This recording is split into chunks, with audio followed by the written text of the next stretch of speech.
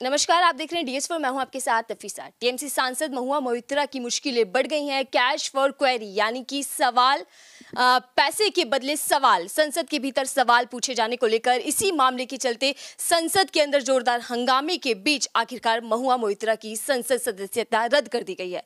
जी हां, सियासत भी तेज हो चुकी है, लेकिन इसी पूरे मामले पर हम कानूनी जानकारी लेने के लिए आ चुके हैं एपी सिंह जी के पास। AP Singh ji supreme court के जाने माने अधिवक्ता हैं, किसी परिचय के मोहताज तो है नहीं। तमाम मुद्दे उन्होंने देखे हैं और तमाम मुद्दों पर उन्होंने केस लड़े हैं और जीते भी हैं।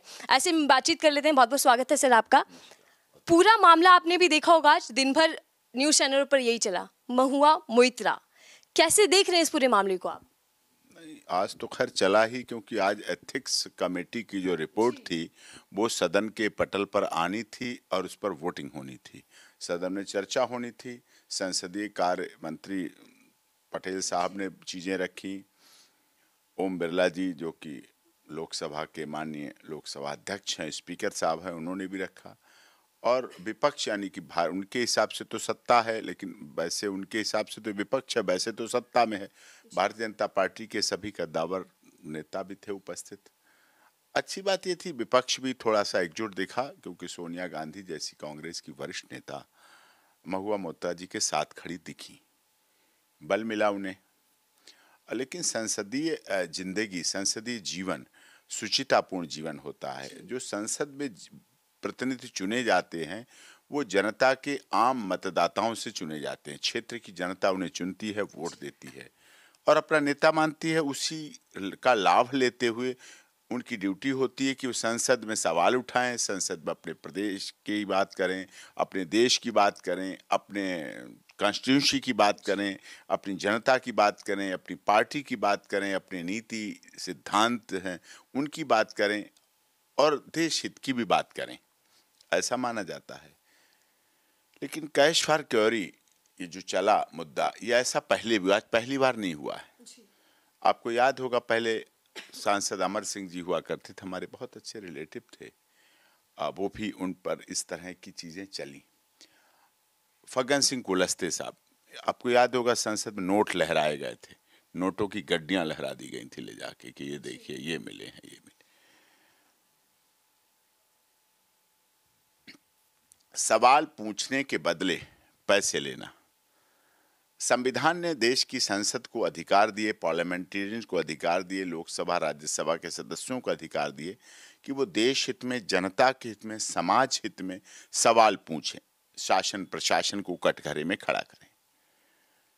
लेकिन वो ईमानदारी पूर्ण होना चाहिए, ईमानदार होना भी चाहिए, ईमानदार दिखना भी चाहिए। पहले ईमानदारी बहुत दिखा करती थी, अब थोड़ी ईमानदारी कम होती जा रही है। समय बदलता गया, समय बढ़ता गया।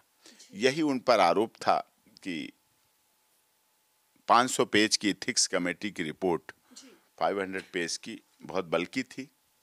उसको देखा गया, उसमें सबके बयान थे, इनके भी बयान थे, रिकॉर्डिंग्स थी और सब चीज़ें थी, इन्वेस्टिगेशन। जिस व्यापारी वर्ग की बात की, जिसके सवाल उठाने की, वो बड़ा व्यापारी वर्ग है, धनाढ्य वर्ग है। मतलब जिसे कहते हैं बिजनेसमैन, उद्योगपति तो होते हैं बिजनेसमैन, तो उनसे संबंध की बात थी। अपना पासवर्ड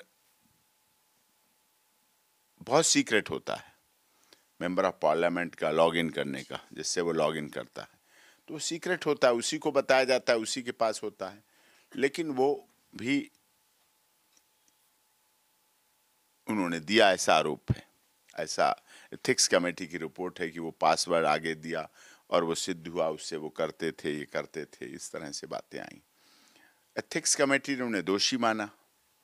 बस दोषी मानने की देर थी, संसद तो सत्ता तो बैठी थी उनको हटाने के लिए, उन्हें कहाँ अच्छा लग रहा था, तो सब ने उनको आज संसद की सदस्यता खत्म कर दी 2 बजे के करीब। उनके लिए दुर्भाग्य दिन था, कुछ लोगों के लिए सौभाग्य का दिन था। अब हमें ये देखना है क्या संविधान के अनुकूल हुआ, क्या संविधान की पद्धति के अनुसार हुआ, क्या लोकतांत्रिक पद्धति के अनुसार हुआ। कार्य कोई भी हो, साफ मनुष्य है तो उसे दिखना भी चाहिए। यही उन पर आरोप था कि वो सांसद थी, लेकिन पैसे लेके उन्होंने सवाल पूछने वाली बात। उनका आरोप था कि मैं अडानी पर सवाल उठाती थी। अडानी जो एक देश के बड़े उद्योगपति हैं,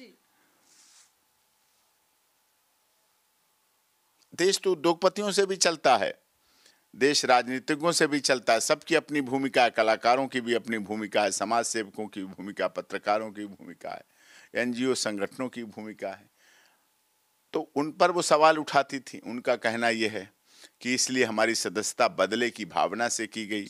उनका कहना है सत्ता सरकार मुद्दे भटकाने के लिए कर रही है। लोकसभा स्पीकर का फैसला मान्य है, अब जो उन्होंने फैसला दिया वो तो मान्य है। सदन में पास हो गया, बहुमत से पास हो गया, वोटिंग होके हो गया। विप जारी थी पार्टी की आज लोकसभा में। अब उनके पास साधन बनता है इसको चैलेंज करने का। राघव चड्ढा पे भी अभी पीछे इस तरह के कुछ आरोप लगे थे, राज्यसभा सांसद आम आदमी पार्टी के। उनके ऊपर ही बादल मंडराए थे तो उन्हें दिल्ली हाई कोर्ट का सहारा लेना पड़ा, उन्हें सफलता मिली। अब महुआ मोइत्रा जी कहाँ जाती हैं? एथिक्स कमेटी के सामने अपनी अपील लगाती हैं, जो टाइम बाउंड हो, जल्दी सुनी जाए। कारण क्या है? लोकसभा के चुनाव मई में होने हैं 2024 में।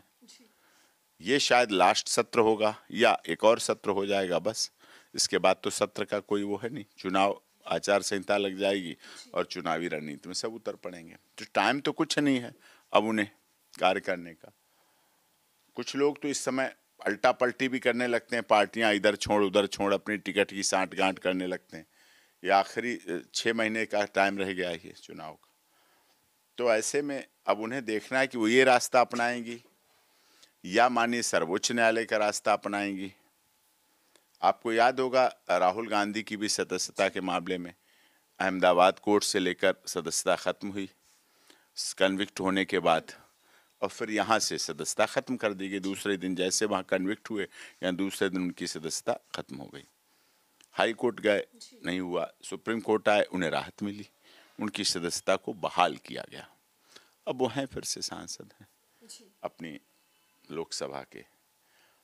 अब विषय ये भी देखना है कि जिन जनता ने, जिन लाखों लोगों ने लोकसभा सदस्य बना के भेजा है, उपचुनाव तो अब होगा नहीं, 6 महीने के लिए उपचुनाव, वाई इलेक्शन तो होगा नहीं, उपचुनाव होता है। तो उस जनता का प्रतिनिधि कौन होगा, उसको लीड कौन करेगा? भाई 6 महीने क्या जनता अनाथ हो जाएगी? क्या जनता बेसहारा हो जाएगी? उसे तो प्रतिनिधित्व तो चाहिए, ये देखनी है।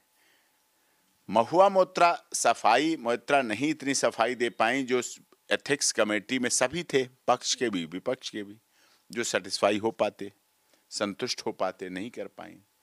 स्वच्छ साफ ईमानदार होना भी चाहिए और दिखना भी चाहिए। अगर नहीं दिख रहा है तो समस्या आती है। तो अब महुआ मोइत्रा जी के पास दोनों रास्ते हैं। अच्छी बात है उन्हें विपक्ष का साथ मिल रहा है। सत्ता पक्ष ने सिद्ध कर दिया कि टीएमसी सांसद ने ऐसा किया है, भ्रष्टाचार के आरोप हैं, पैसे लिए हैं, लॉगिन दिया है, अपना पासवर्ड दिया है, सवाल लॉगिन किए गए, सदन में उठवाए गए, सदन का दुरुपयोग किया गया, सदन की मर्यादा खत्म की गई। सदन एक मर्यादाजनक है, इसके इतिहास को तार तार किया गया, इसकी मर्यादा को तार तार किया, इसकी गरिमा को तार तार किया गया। एक माननीय सदस्य जो बोला जाता है उसने ऐसे कार्य किए हैं और इसका उन्हें दंड मिलना चाहिए, उनकी ये मांग है। टीएमसी और ममता बनर्जी इस पे अभी चुप हैं, शायद नहीं बोली। ममता बनर्जी का बयान सामने आया, उनका कहना है कि ये लोकतंत्र की हत्या है। क्या आपको भी लगता है कि जिस तरीके से कार्यवाही हुई या जल्दबाजी जिस तरीके से की गई? जल्दबाजी, दो बातें होती, जस्टिस डिले, जस्टिस डिनायल भी न्याय नहीं रहता है और अपनी नेचुरलिटी को खो देता है जब विलंब से न्याय मिलता है। जस्टिस हरीड, जस्टिस वरीड, जल्दबाजी में दिया गया न्याय भी न्याय नहीं रहता, वो भी अपनी नेचुरलिटी को खो देता है। तो न्याय जल्दबाजी में भी नहीं होना चाहिए, जल्द और डिले भी नहीं होना चाहिए। टाइम तो शायद 500 पेज की जो रिपोर्ट बनी है तो बनी है वो, फिर जल्दबाजी नहीं कह सकते, लेकिन 500 पेज की बनी तो सफिशिएंट होती है जब इतना लिखा है। लेकिन सर सवाल हो रहा है ना कि एथिक रिपोर्ट्स जो आती है, कमेटी की रिपोर्ट सामने आती है, 12 बजे आती है, 2 बजे इस पर चर्चा शुरू होती है और थोड़ी देर बाद निलंबित कर दिया जाता है। तो कहीं ना कहीं ये जल्दबाजी है। नहीं, उससे तो ज्यादा राहुल गांधी के में हुई थी। इनके में तो इतने दिन मामला चला।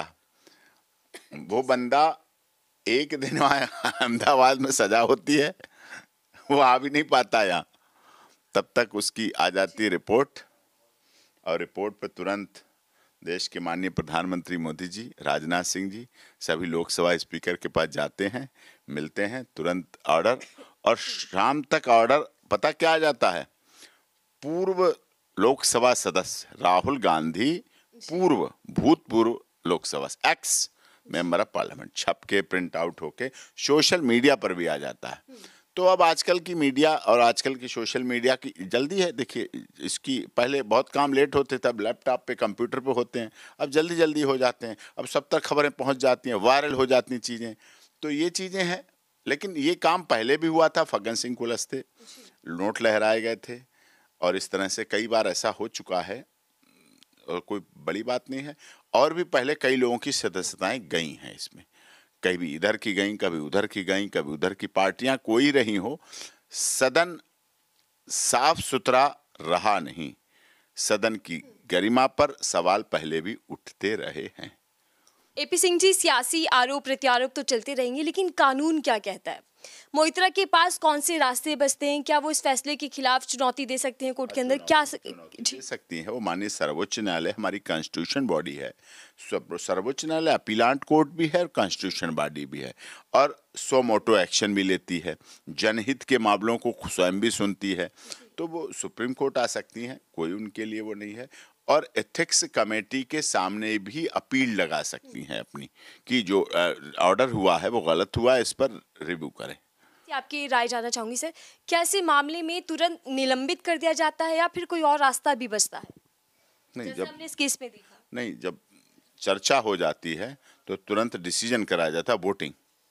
वोटिंग होती तो वोटिंग पक्ष में है, अगर इनके पक्ष में लोग ज्यादा होते तो नहीं होती, इनके विपक्ष में थे तो तुरंत हो जाता है। बस तुरंत वहीं, जैसे बजट पास होता है, जैसे बिल पास होता है, जैसे बिल पास होते हैं, ऐसे वो पास हो जाता है कि इनको सदस्यता खत्म कर दी गई। बहुत बहुत धन्यवाद। एक तरफ महुआ मोइत्रा की मुश्किलें तो बड़ी हैं, कहीं ना कहीं सियासत भी तेज हो चुकी है, लेकिन हम एपी सिंह जी से समझ रहे थे कि कानून इसमें क्या कुछ कहता है और कानूनी रास्ते कौन कौन से मोइत्रा के पास बचते हैं जिनको अपना सकती हैं वो। बहरहाल इस पूरे मामले को लेकर हमारी नजर बनी रहेगी, आगे क्या कुछ होता है और सियासत किस और बढ़ती है ये भी देखना होगा। फिलहाल के लिए दीजिए इजाजत।